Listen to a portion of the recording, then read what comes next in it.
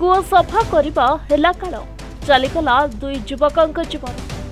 रायगड़ा जिला चंद्रपुर ब्लॉक बंद्री गाँव में घटी एभली अभावन घटना। आज बंद्री गाँव कालीमा साहि रे कूओ सफा करुवा बेले दुई जन युवक कूओ बाहरी पारि नथिले।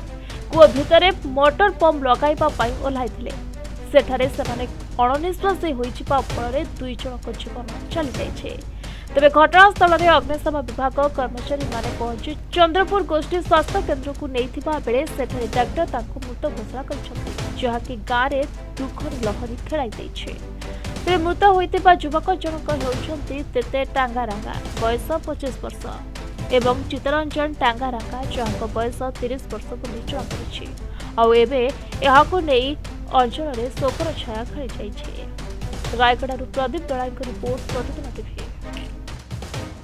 बेक, पिठी, अंटा, आंठू आदि समस्त दरजर एकमात्र तैल श्री संजीवनी पेन रिलीफ ऑयल।